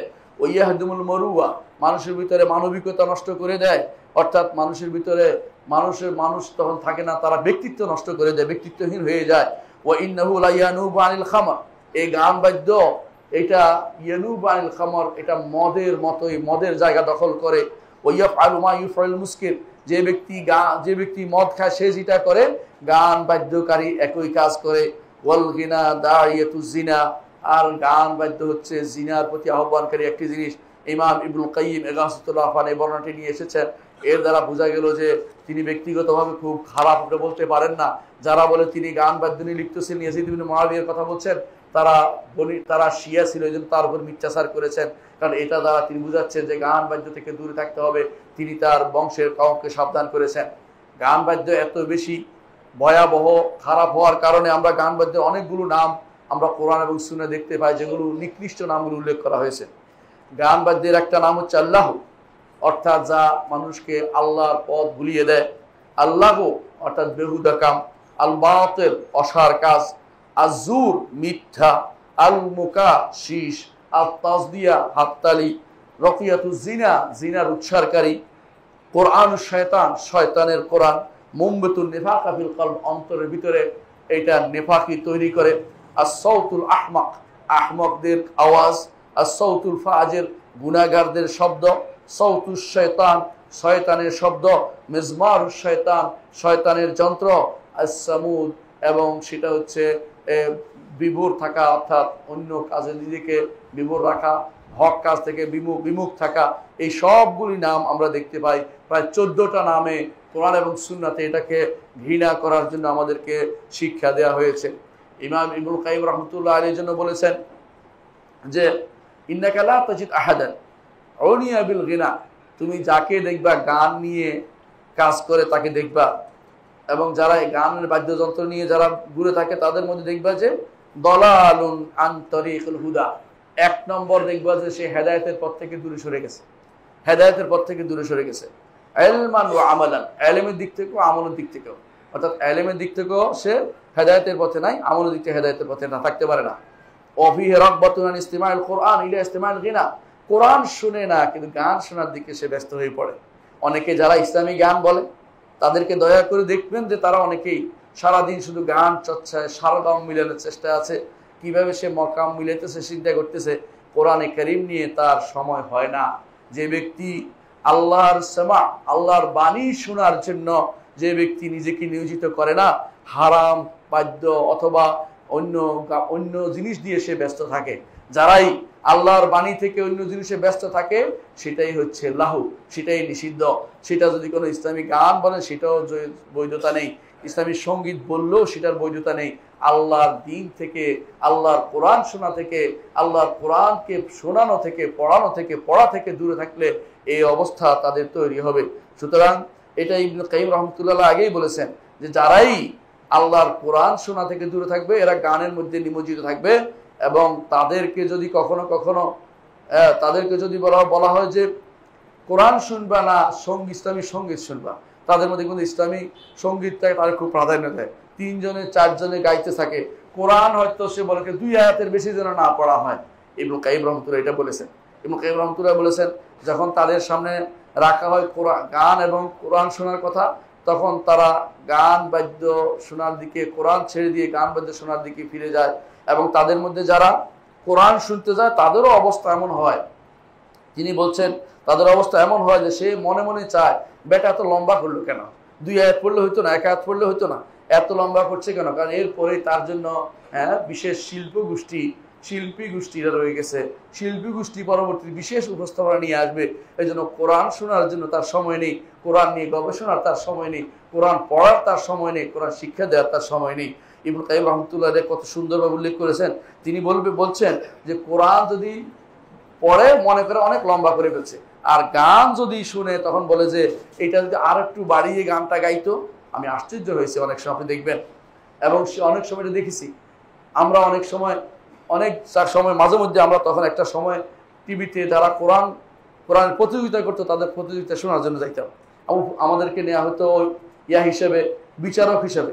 কিছুদিন পর দেখা গেল কোরআনের ভিতরে আবার গান ঢুকিয়ে দেওয়া হয়েছে, যে গান 2টা কোরআন শুনে এরপরে গান শুনতে হবে, একটা কোরআন কয়জনের শুনে এরপরে গান শোনাতে হবে। অর্থাৎ গান তখন ভিতরে ভিতরে জায়গা দখল করে নিয়েছে, কারণ কোরআন তার অন্তরে মজা পায়নি, কোরআন অর্থ বুঝে না, কোরআনের দিয়ে সে সুর অনুভব করছে না, সে তখন গান দিয়ে নতুন সুর দিচ্ছে, শয়তান সেটাকে তার সুশোভিত করে তুলছে। যায়্যানা লাহুমুশ শায়তানু আমালহুম, শয়তান তাদের এই কাজকে তাদের অন্তরে সুশোভিত করে দিয়েছে। এই জন্য ইবনে কাইয়িম রাহমাতুল্লাহ আলাইহি বলেন আকাল্লু মা ফি হাযা আইয়ানা নসিবা মিন দামিশ শার, শরীয়ত যে নিন্দা করেছে এই ব্যক্তি সে নিন্দার অন্তর্ভুক্ত হবে। শরীয়ত বলেছে লাহু আল হাদিস, যে সে ব্যক্তি নিজের পয়সা খরচ করে এমন সব জিনিস কিনেছে যেগুলো শরীয়তে নিষিদ্ধ, এবং এটা যদি পুরোটা সে সময়টা এখানে ব্যয় করে তাহলে পুরো গুনার ভিতরে সে ডুবে যাবে। অনেকে হয়তো বলতে পারেন শরীয়তে কি কোনো গান কি জায়েজ নয়? আপনি বলতে পারেন, আমরা বলবো সমস্ত গানই হারাম। যে সমস্ত কথা বলা হয়, যে সমস্ত বর্ণনা এসেছে যে রাসূলুল্লাহ সাল্লাল্লাহু আলাইহি ওয়াসাল্লাম তিনি সফরের মধ্যে আনজাসাকে বলেছেন রিফকান বিল কাওয়ারির, আনজাসা তুমি কাওয়ারির নিয়ে কাঁচদের যেগুলি আছে এগুলি ভেঙে ফেলবা। অর্থাৎ আঞ্জাসা এমনভাবে হেদা গাইলেন যে উটগুলো দ্রুত চলতে আরম্ভ করলেন। হেদা আসলে গান নয়, হেদা হচ্ছে উটের স্বর করা, যাতে উট চলে। আপনার অনেক সময় মানুষ গরুর জন্য স্বর করে, গরুর জন্য চলে, উট চলার জন্য একটা স্বর করেছে। গান গাওয়া সেটা উদ্দেশ্য ছিল না। রাসূলুল্লাহ সাল্লাল্লাহু আলাইহি ওয়াসাল্লামের দরবারে এই জাতীয় গানের কোনো প্রচলন ছিল না। সুতরাং যারা এই জাতীয় গানের কথা বলে তারা আঞ্জাসার এই বক্তব্যকে, যেটা উটকে পরিচালনার জন্য শব্দ করাকে, সুর করে শব্দ করাকে গান বানিয়ে ফেলেছে, তাদের হারাম জিনিসকে চালু করার জন্য কখনো সেটা গান ছিল না। অনুরূপভাবে সালামা ইবনে আকওয়া রাদিয়াল্লাহু আনহু তিনি বলেছেন যে আল ইয়াউমু ইয়াউমুর রুদ্দাই ওয়া আনা ইবনুল আকওয়ারি, এটা হচ্ছে রাজ বলা হয়। এটা হচ্ছে এমন কবিতা যে কবিতাগুলো অর্ধেক কবিতা, পুরোপুরি না, কবিতা একটা অংশ, আংশিক কবিতা, এগুলি আলোচনা করা হচ্ছে। পরিপূর্ণ যেগুলি মিলে না, সুর মিলে না, তারপর সেগুলি বললে অনেকে মনে গান মনে করে বসছে। কবিতা পড়া তো গান নয়। কবিতার মধ্যে হালাল আছে, হারাম আছে, কিন্তু গানের যদি সুর দিয়ে খারাপ জিনিস যেগুলি গান, তো গানই হারামই হয়। গান হালালের জায়গা নয়, গান হয় না, যা হালাল হয় ওইটাই যেটা শরিয়া মোতাবেক অনুমোদিত, যে রাসূলুল্লাহ সাল্লাল্লাহু আলাইহি ওয়াসাল্লামের যুগে ছিল। রসুলের যুগে কবিতা রসুলের সামনে বলা হতো, কবিতা আর গান এক করে ফেলা যাবে না। রসুলের সামনে যারা কিছু গাইতেন তারা কবিতা পড়তেন। এই জন্য রাসূলুল্লাহ সাল্লাল্লাহু আলাইহি ওয়াসাল্লামের সামনে কবিতা পড়েছেন হাসান ইবনে সাবিত রাদিয়াল্লাহু আনহু, রসুলের সামনে কবিতা পড়েছেন। তখনকার সময়ে উবাই ইবনে কাব রাদিয়াল্লাহু আনহু, রাসূলুল্লাহ এবং যারাই কবিতা পড়েছেন তাদেরকে রাসূলুল্লাহ সাল্লাল্লাহু আলাইহি ওয়াসাল্লাম অনেক সব পুরস্কৃতও করেছেন। কিন্তু এই কবিতাগুলো ছিল দ্বীন ও ঈমানের পরিবর্ধক, কিন্তু গান ছিল না। এই গান দিয়ে এখন আমরা এমন অবস্থায় পৌঁছেছি, কখনো কখনো ওয়াজের মাজলিসে বলা হয় এখন একটি জাগরণী গাইবেন, এখন একটি বাগরণী গাইবেন, এই জাতীয় কথাগুলি বলা হচ্ছে। এগুলি আসলে আমাদের জন্য খুবই নিকৃষ্ট কাজ। যুবকদেরকে এর উপর আপনি তৈরি না করে তাদেরকে আল্লাহর কোরআন বুঝা এবং শোনার উপর তৈরি করা উচিত। এই গান বাদ্য থেকে দূরে রাখা উচিত।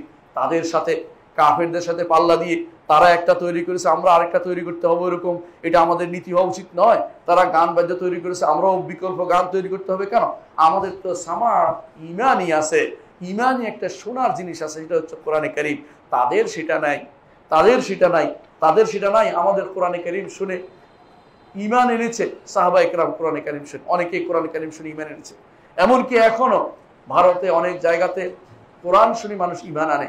আমি আমার উস্তাদ রিয়াদ মুসা মালিবাড়িকে জিজ্ঞাসা করেছিলাম, আপনার হাতে হাজার হাজার হিন্দু মুসলিম হয়েছে, কি করেছেন? বলছে আমি সুন্দর করে কোরআন তেলাওয়াত করে শুনিয়েছি, তাদের অন্তরে প্রভাব পড়েছে, তারা ঈমান এনেছে। সামার কোরআনই যাদেরকে পরিবর্তন করতে পারে না, সামার শয়তানই তাদেরকে কিভাবে পরিবর্তন করবে? যে আল্লাহর বাণীর বিরুদ্ধে দাঁড়ানো যেগুলি আছে, যে একটা জিনিস আরেকটা জিনিস নিয়ে আসলেই সেই জায়গাটা দখল করে ফেলবে, আবার কোরআনের দিকে ফিরে যাওয়া তার জন্য কঠিন হয়ে যাবে। এই জন্য অবশ্যই এই জাতীয় গানের কথা যারা বলে তারা সঠিক জায়েজের কথা বলে, তারা মিথ্যা কথা বলছে। রসুলের যুগে কোথাও গান গাওয়া হয়নি, রসুলের যুগে সেই জাতীয় গান গাওয়া হয়নি। অনেকে বলতে পারেন রসুলের যুগে কখনো কখনো, রসুলের যুগে তো আমরা শুনেছি যে ঈদের দিনে বাচ্চারা গান গেয়েছে, বাচ্চাদের একটা গীত ছিল, এই গীতগুলি হচ্ছে তাদের কথা ছিল, এগুলির সাথে কোনো তেমন কিছু ছিল না। তারা রাসূলুল্লাহ সাল্লাল্লাহু আলাইহি ওয়াসাল্লামের কিছু প্রশংসা করছিলেন, এই গীতগুলোর শব্দ ছিল, কোনো বাদ্যযন্ত্র ছিল না, এগুলি হারাম কিছু ছিল না, এগুলি এমন কথা ছিল যেগুলিতে নিষিদ্ধ, এগুলির মধ্যে কোনো কিছু সংশ্লিষ্টতা ছিল না। এগুলি ছোট বাচ্চারা করেছে, বড়রা এতে ব্যস্ত হয়ে যায়নি। সাহাবায়ে কেরাম এই জাতীয় কাজ করেনি, এগুলি ছোট বাচ্চাদের কাজ, ঈদের দিনের কাজ, এবং তারা এইগুলিকে তারা শুধুমাত্র অনুমোদন করেছিল। এগুলি নিয়ে বাড়াবাড়ি করে এগুলিকে বিস্তারিত বানিয়ে ফেলা, এগুলিকে জায়েজের স্থান আম সুরত বানিয়ে দেয়া, ব্যাপক জায়েজ বানিয়ে দেয়া কখনো ইসলাম অনুমোদন করে না। অনেকে বলে রাসূলুল্লাহ সাল্লাল্লাহু আলাইহি ওয়াসাল্লাম যে খন্দকের যুদ্ধে তো তারা কোরাস গাইছিল, কোরাস তো কবিতার একটা অংশ দিয়ে শেষ অংশ শুধু উল্লেখ করা হয়। মসজিদে নবী বানানোর সময় তিনি কোরাস গাইছিলেন, এই কোরাস গান নয়, শেষাংশ উল্লেখ করা হয় একটা কবিতা, সেটাকে যদি কোনো গান বানিয়ে ফেলেন তো সেটা আমাদের কিছু নয়, এটা আমাদের কিছু বলার নেই। এই জন্য যে আপনি মিথ্যাকে সত্যের মোড়কে উপস্থিত করার চেষ্টা করছেন। সুতরাং আপনার আমার জানা উচিত যে যত রকমের গান বাদ্য আছে সবই হারাম, এবং যে সমস্ত গান বড়রা গাইছে কোরআন এবং সুন্নাহ থেকে, কোরআন শোনা থেকে দূরে সরিয়ে দিচ্ছে, সেই সমস্ত গান হারাম ছাড়া কিছুই নয়। সম্মানিত মুসলিম, একটু খেয়াল করুন, ইস্তাহিল্লু শব্দটি এসেছে হাদিসে, বুখারীর হাদিসটি নিয়ে উচ্চবাচ্য করার কোনো সুযোগ নেই। ইমাম বুখারীর রিওয়ায়াতগুলো শুদ্ধ, এটাও শুদ্ধই বলছেন শাইখুল আলবানী রাহমাতুল্লাহ আলাইহি। সুতরাং যারা এর মধ্যে কথা বলে তারা মিথ্যা কথা বলছে। হাদিসটি শুধু এখানে বলা হয়েছে ইস্তাহিল্লু, এই শুদ্ধ হাদিসে বলে ইস্তাহিলু, তারা হালাল করতে চাইবে। আমাদের শেখ মোহাম্মদ বিন সালেহ আল উসাইমিন বলেন, অর্থাৎ তারা এগুলি করবে যেন জায়েজ হিসেবে করছে। বর্তমানে যারা বিভিন্ন সঙ্গীতে ট্রেনিং দিচ্ছে তারা নাজায়েজ মনে করে, আপনি মনে করেন তারা জায়েজ মনে করে করছে। আপনি আশ্চর্য হবেন, এই জমানাতে এমনভাবে করছে, বেপরোয়াভাবে এই গানের প্রচার প্রসার করা হচ্ছে যেন এটা হালাল। কেউ কেউ বলতেছে এটা ফান, এটা একটা বিশেষ বিদ্যা, এটা গম্ভীরা বিদ্যা, অমুক বিদ্যা, তমুক বিদ্যা, গান্ধর্ব বিদ্যা, এই জাতীয় বিদ্যার নামকরণ করা হচ্ছে। এমনকি কেউ কেউ শিল্প কলা নাম দিচ্ছে, কেউ বা এটার জন্য বিভিন্ন বিভাগ খুলছে, বিভিন্ন ইউনিভার্সিটিতে এটা চর্চা করার জন্য বিভাগ খুলছে। অর্থাৎ হারাম বিভাগ খোলা হচ্ছে। আপনার বলারও অধিকার নাই, আপনি বলছেনও না, আপনি বলবেন না কেন? হারাম যে আল্লাহর দুনিয়াতে চলছে, আপনি সেখানে চুপ থাকা তো অনুমোদিত না। আপনি এটা কিভাবে আপনি অনুমোদন করলেন? কেউ কেউ দেখবেন বাচ্চাদেরকে এর উপরে বড় করছে, ছোট কাল থেকে বাচ্চাকে গান বাদ্য শিখায় বড় করে, গানের ওস্তাদ রাখে, গানের টিচার রাখে। এগুলি সবই হচ্ছে হারামের উপরে। আপনি হারামের উপর অতিরিক্ত যোগ করছেন, আপনি হালাল মনে করেই সেটা করছেন।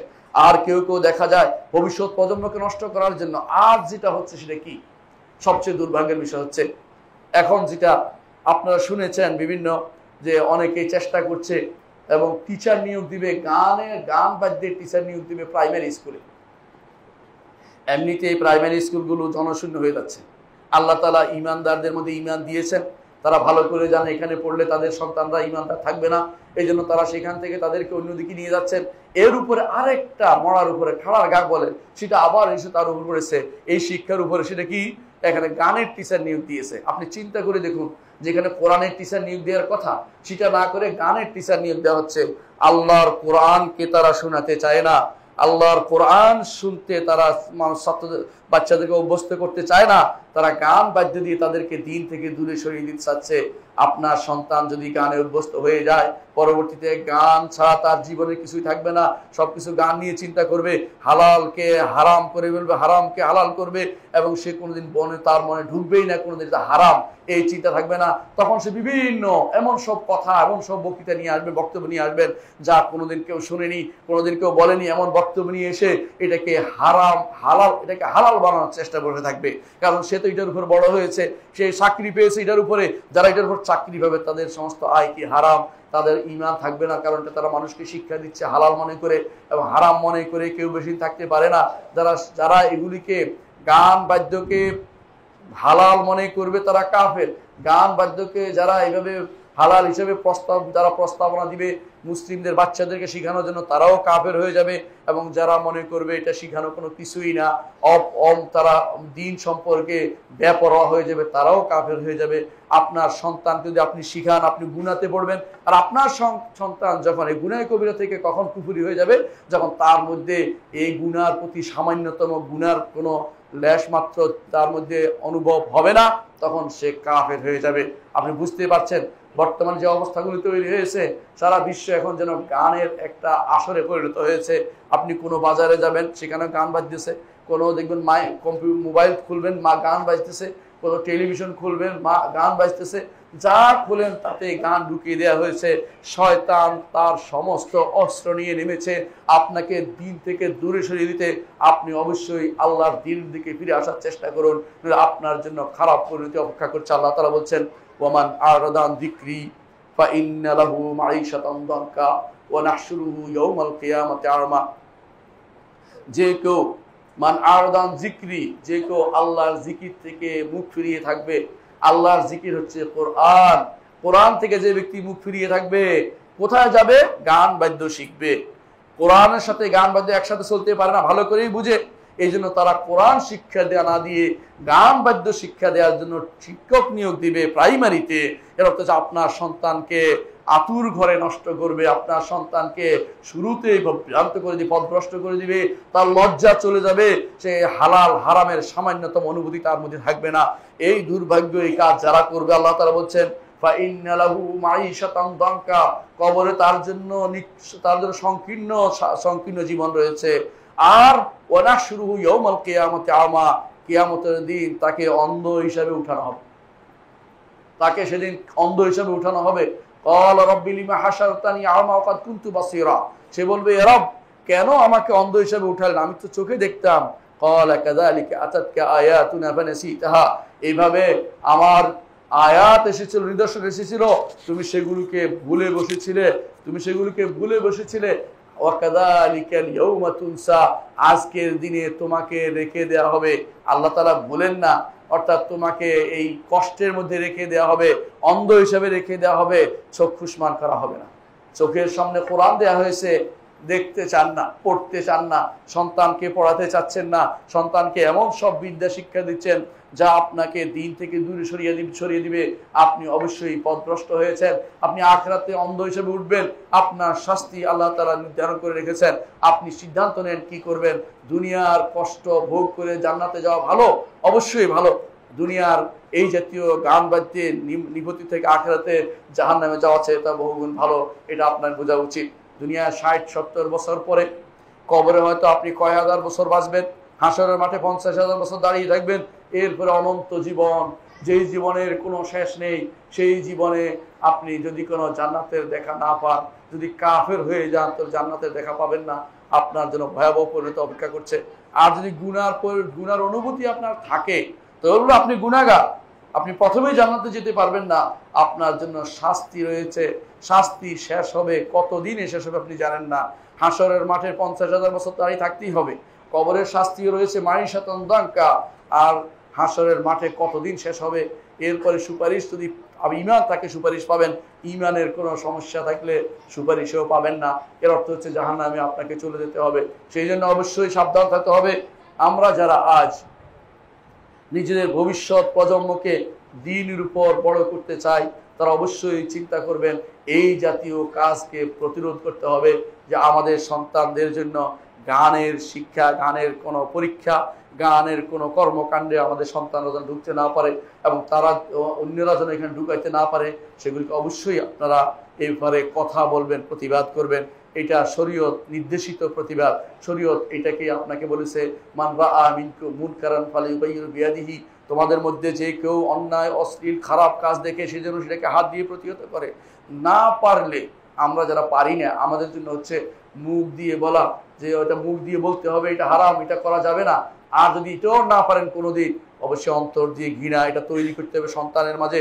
সন্তানের ছোট কাল থেকে গান শুনলেই বলবেন যে হারাম হারাম, যাতে তার অন্তরে হারামটা তার মধ্যে থাকে, অনুভূতি থাকে, সেজন্য এটা না পড়ার জন্য আগ্রহী কোনোদিন না হয়, এরকম ভাবে তাকে তৈরি করতে হবে। আল্লাহ তাআলা যা সেইভাবে আপনাকে তাকে তৈরি করতে হবে। আল্লাহ তাআলা আপনাকে যা নির্দেশ দিয়েছেন তার মধ্যে কোনো অপশন নেই।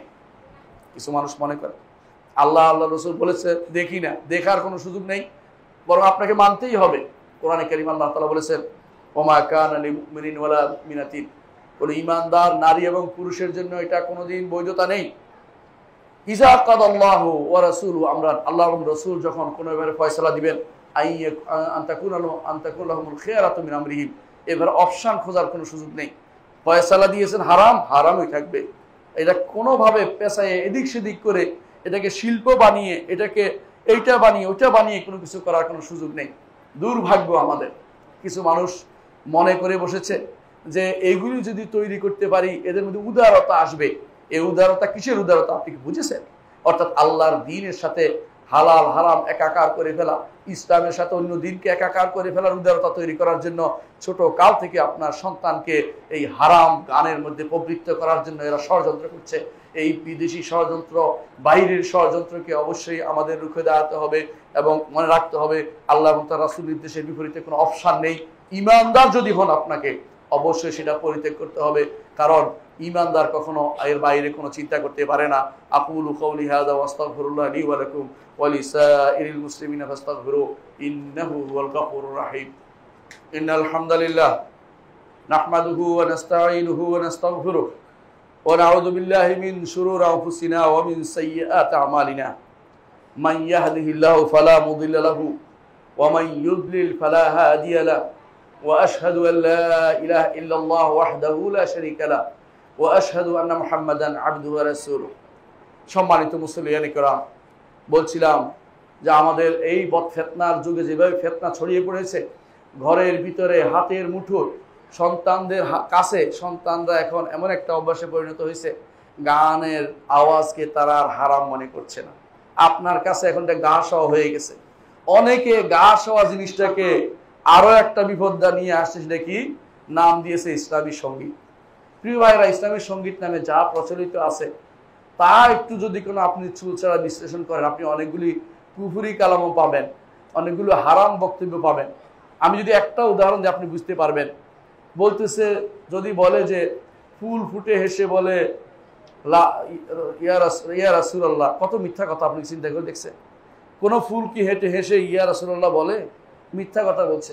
আবার দেখেন, কোনো ব্যক্তি যদি এটা বলে যে যে হাতছানি দিয়ে ডাকো আমার, যদি আমি পথ ভুলে যাই কোনোদিন, আল্লাহ বুঝি হাতছানি দিবে, আল্লাহ বুঝি হাতছানি দিবে। কত বড় দুর্ভাগ্য যে সে বুঝেই না কি বলতেছে। অবশ্যই এগুলি তারা, এই জাতীয় প্রচুর পরিমাণে যারা গান গায়, দেখবেন যে এরা কোনোদিন হালালের ভিতরে থাকতে পারে না। আমি অনেক পরীক্ষা করে দেখেছি, যদি আপনি বাছাই করেন তা আপনি 10টা 12টার বেশি পাবেন না যে এত হাজার হাজারের মধ্যে 10-12টা হয়তো ভালো আছে। কেন আপনি কষ্ট করতেছেন? ওদেরকে আপনি ভালো কথা শিক্ষা দেন, এদেরকে ভালো কবিতা শিক্ষা দেন, যেগুলি সাহাবায়ে কেরামের ছিল। এই সাহাবায়ে কেরাম যেগুলি বলছে সেগুলি শিক্ষা দেন না। সলফে সালিহিন বক্তব্য সেগুলি জানান না কেন? বক্তৃতার মধ্যে তাদেরকে তৈরি করেন, কোরআন শোনার মধ্যে তাদেরকে তৈরি করেন, কোরআনে কারীম কে কত সুন্দর পড়তে পারে সেটা তৈরি করেন। আপনি এগুলি বন্ধ করে দেন। এগুলি ওদের সাথে, কাফের সাথে এবং কাফেরদের সাথে, ফাসিকদের সাথে, ফাজিরদের সাথে, শয়তানদের সাথে আমাদের পাল্লা দিয়ে ওদের মতো কিছু একটা বানাইতে হবে, এই চিন্তা আমাদের বন্ধ করতে হবে। ওদের সাথে পাল্লা দিয়ে ওদের মতো বানানোর চিন্তা বন্ধ করেন। আমরা আমাদের দিন পরিপূর্ণ, এখানে অন্য কিছু ঢুকানোর সুযোগ নেই। যে দিন পরিপূর্ণ সেখানে অন্য কিছু ঢুকালে দিন থেকে কিছু জিনিস পড়ে যায়। এই জন্য দিন পরিপূর্ণ, এখানে বাইরের কোনো এলিমেন্টস ঢুকানোর চেষ্টা করবেন না। আপনি এটাকে অন্য নাম দিয়ে বলেন। আপনি এখন অনেকেই দুর্ভাগ্যবশত ইসলামী নাটক, অনেকেই দুর্ভাগ্যবশত ইসলামী সিনেমাও বের করছে, নাউজুবিল্লাহ। সেই যে নারী পুরুষের দিকে তাকানো কোন দিন হালাল হয়ে গেল, এবং তাদের যে ছবি সুরত দেখানোটা কোন দিন হালাল হয়ে গেল, তারা যে মিথ্যা কথা বলছে কোন দিন, তারা বিভিন্ন লোকের বলছে অমুকের বাপসে মিথ্যা কথা বলছে। এগুলি নাটক করা ইসলামে কোন দিন অনুমোদিত ছিল? এগুলি তারা এখন ইসলামী নাটক নামে, নাটিকা, অমুক তমুক নাম দিচ্ছে। প্রিয় ভাইয়েরা, এই শয়তানের এই সমস্ত পাঁদে আমরা পা না দেই, আমাদের এই সমস্ত জিনিস থেকে দূরে থাকার চেষ্টা করি। এগুলি আমাদের কোনো উপকারে আসবে না, দিনের কোনো উপকার আসবে না। দিনকে আপনি মডার্ন বানাইতে হবে না, দিন সবসময় মডার্ন ছিল। আপনি দিনকে মডার্ন বানাইতে গিয়ে আপনি নিজে দিন থেকে দূরে সরে গেছেন কিনা আপনার চিন্তা করা উচিত। আল্লাহ আমাদেরকে দিনকে বোঝার তৌফিক দান করুন, মানার তৌফিক দান করুন।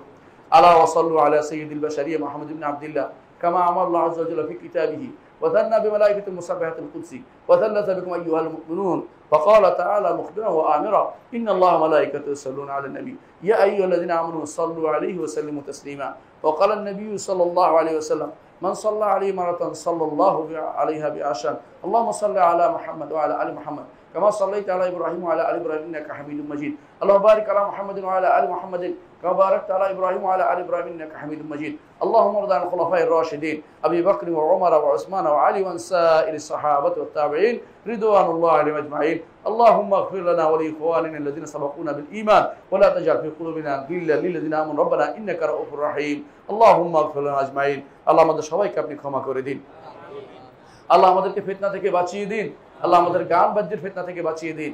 আল্লাহ আমাদের সন্তানদেরকে তৈরি করুন এমনভাবে যাতে গানকে ঘৃণা করে, আল্লাহ বাদ্যকে ঘৃণা করে। আল্লাহ আমাদের দেশকে আপনি সঠিক পথে চলার তৌফিক দান করুন। আল্লাহ শাসকদেরকে সঠিক পথে পরিচালিত করুন। আল্লাহ যে সমস্ত খারাপ সিদ্ধান্ত তারা নিচ্ছে এগুলি থেকে ফিরে আসার তৌফিক তাদেরকে দিন। আল্লাহ আমাদের সন্তানদেরকে ফিতনা থেকে বাঁচিয়ে দিন। আল্লাহ আমাদের ছোট ছোট বাচ্চাদেরকে এই সমস্ত হারাম থেকে বাঁচার তৌফিক দান করুন। আল্লাহ আমাদের মেয়েদেরকে হেশমত দান করুন। আল্লাহ আমাদের যুবকদেরকে ইসলামের উপর রাখুন, বৃদ্ধদেরকে দ্বীনের উপর রাখুন। আল্লাহ আমাদেরকে দ্বীনের উপর রাখুন, দ্বীনের উপর মৃত্যু দিন। আল্লাহ আমাদেরকে ইসলামকে ভালোবাসার তৌফিক দান করুন, ইসলামকে পরিপূর্ণভাবে মানার তৌফিক দান করুন। আল্লাহ আমাদের কবুল করুন। আল্লাহুম্মা গফির ওয়ারহাম আনতা খায়রুর রাহিমিন। ইবাদাল্লাহ রাহিমাকুমুল্লাহ ইন্নাল্লাহা ইয়া'মুরু বিল 'আদলি ওয়াল ইহসান ওয়া ইতা'i যিল কুরবা ওয়া ইয়ানহা আনিল ফাহশা'i ওয়াল মুনকারি ওয়াল বাগই ইয়া'iদুকুম লা'আল্লাকুম তাযাক্কারুন ওয়া লাযিকরুল্লাহি আকবার ওয়াল্লাহু ইয়া'লামু মা তাসনাউন।